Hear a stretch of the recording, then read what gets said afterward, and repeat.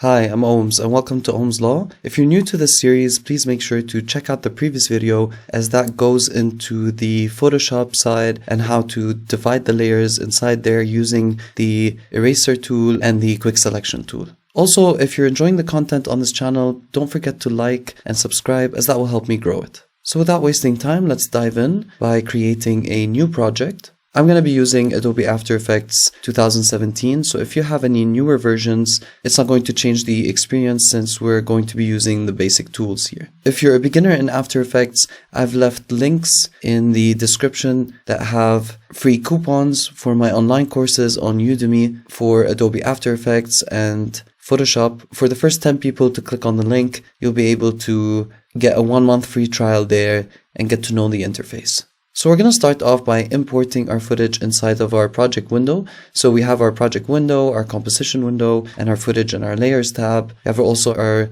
effect controls right here and our timeline at the bottom. So we're going to import our footage by double clicking, or we're going to right click, import file. So we're going to go into the same folder we saved our Photoshop file in and titled it composition. And we're going to choose the way we're going to import this. So we're going to go down here, and instead of selecting footage, which would just flatten everything out, we're going to select on retain layer sizes. Now, if you remember, we left the size of the composition to match 16 by 9. So basically the film and video format that we use to upload online or that we use to shoot film. So we're going to press on import, and After Effects is going to ask us if we want to edit the layer styles or merge them into the footage. And we're just going to keep it on edit layer styles. So now we have our composition as a composition. So if you widen this out, you can see that it is a composition type, which is basically like a sequence if we're relating it to Premiere, but it is a file that contains all of these layers that we divided inside of Photoshop. So if you double click on this, it'll open up the composition right here in the timeline, and we can work on it here since we've already defined the composition settings. So we're going to press on fit so that we see the entire canvas, and now we can also shrink this all the way like that. So Parallax works on a couple of basic principles. We need to use the Z dimensions. So basically all of these layers need to be 3D. We need to also scale them up, or we need to create also movement with the camera. So it does rely on a couple of things happening in order for us to see the parallax. So what we're going to do first is we're going to select all of our layers by clicking on one of them, pressing on Control A. You could also hold one of them, hold Shift, and go all the way down and press on the background. And we're going to turn these into 3D. So we're going to turn these into 3D right here.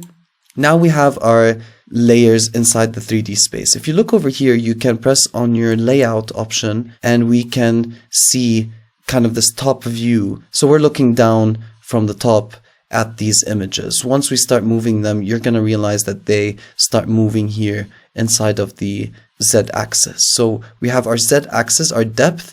We have our x-axis right here and our y-axis like that. You can also see these with the arrows right here. So if I have one image selected, you're going to see that the red is the x, the y is the green, and the blue is the z-axis, the depth axis. So we're going to start off right here and we're going to see this happen. So if I click on the z-axis right here, you see that I'm pushing it out. It's going into the image. It's going deeper. Now you can't see this effect because this image is being blocked off by this background. You could see that there's no effect happening. So we're going to turn this off. This is basically a white background that we left untouched, but I just wanted to show you this effect inside the Z dimension. So we're going to start off with this image. And if we grab the Z axis from here, you can see that the sun is now moving back and forth in relation to us. So we don't want these two layers to move about too much. And I'm not going to do this manually as I would like to define some of the elements in terms of numbers. So we're going to click on this layer and we're going to press on P. And what that is going to give us is the position of this layer. So we want to define the position. If you grab on this number, you can move this in relation to us.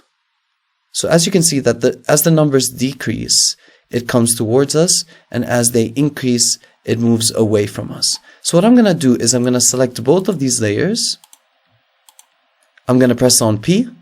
So now we have the position of both of these layers, and I'm going to put them the same position from us. So I'm going to put them really far away. I'm going to decide that this is possibly 10,000 points away.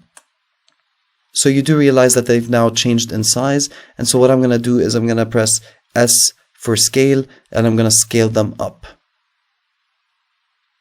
So all I'm doing is grabbing the last number and pushing it outward until they fill up the entire screen. So I'm going to do the same technique with the rest of the layers. So as you can see here, if you zoom out using your zoom tool, holding Alt and moving back and clicking and moving back, you can also press on here these numbers, so 1.5 or 3.1. You can also see this happening. You can see that the layer has been pushed back, all the way back in the Z dimension. So we're gonna do the same thing with these other layers, but we're not gonna push it too far back. We're gonna get these to be a bit closer. So we're gonna work with the mountain, and I'd rather by this point we label these in a different way. So we're going to label our sun as the sun. We're gonna right click, call it sun. Over here, we're also going to rename this layer, and this is the sky basically. So we're going to rename this by right clicking, pressing on rename sky. We're also going to rename the others. So I've renamed the other layers into mountain and field, and now we're going to push them back the same way, but using the numbers right here. So we're going to press on the mountain, press on P. We can also press on the sky and press on P, but make sure you go back and you press on the mountain layer. So we can see that the mountain layer is somewhat close to us. It's at 0. So we want to push it back, but we don't want it to be too near the sky because we want the parallax effect to also happen with the mountain. The closer the layers are to each other, the weaker the parallax effect will be. So we're going to put this at 5,000. So you do realize that the mountain also now has changed size. So we're going to press on S for scale, and we're going to bring this back up almost like that. Now you can also change around with the Y-axis, so you can bring up the mountain like that, just because due to the scale change, we now have a difference in how we're seeing it. So it's now much lower, we have to bring it up. We don't really need to do anything with the field since it's already closer than the mountain. But we want to see this effect at play. So what we're going to do is we're going to create a camera. So we're going to press on Layer, New, Camera.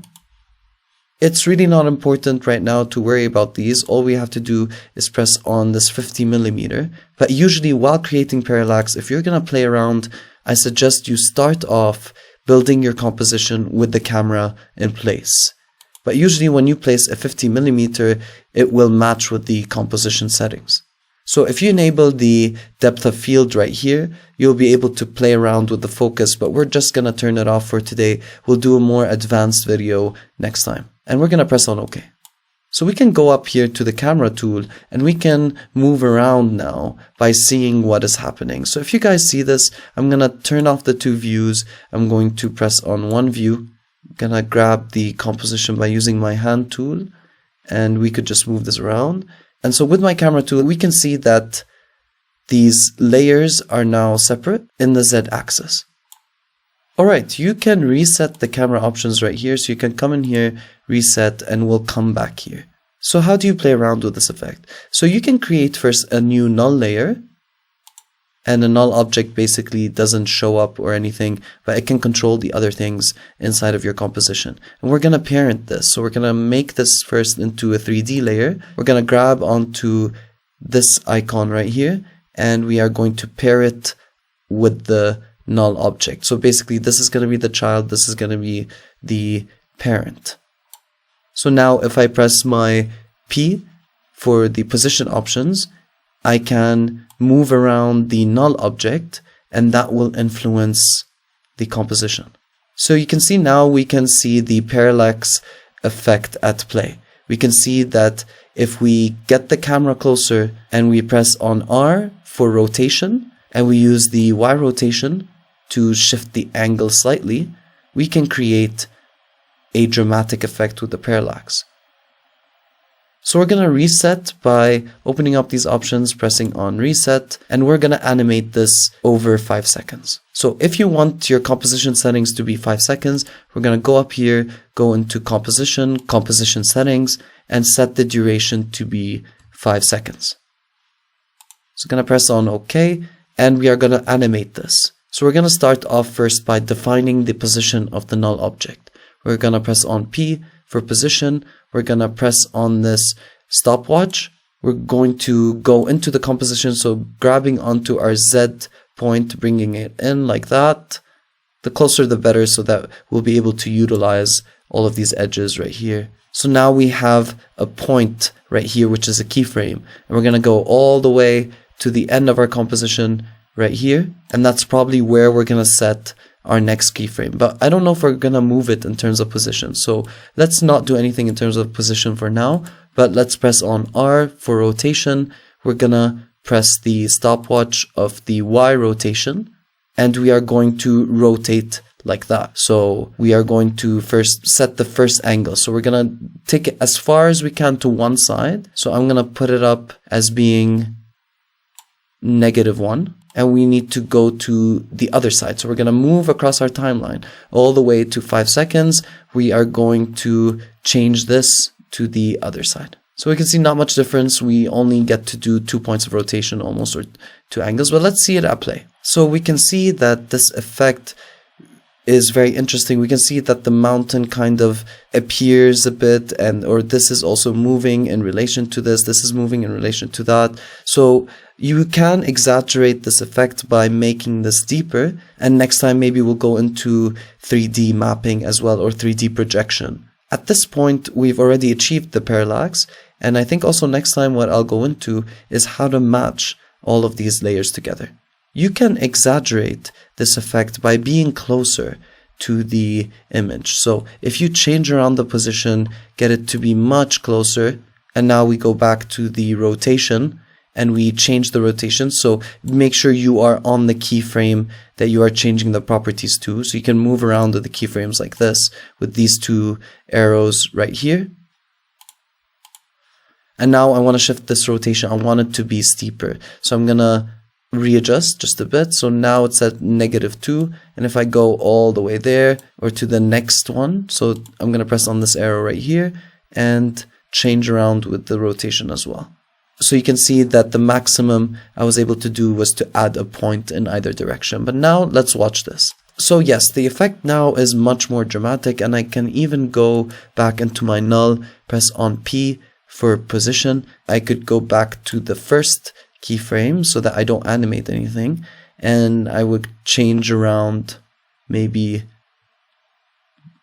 where this is positioned. And I think that's it for today. I wanted a short tutorial on how to achieve the parallax. If you want to export your composition, all you need to do for now is press on composition, add to media encoder to send it to media encoder, or add to render queue. If you're not sure how to export, I have left links to my courses. Please feel free to check them out. The coupons are free and are valid for almost a month. And I think that's all I have for today. Thank you guys for joining in, and I'll see you guys next time with more tutorials in Adobe After Effects and Photoshop.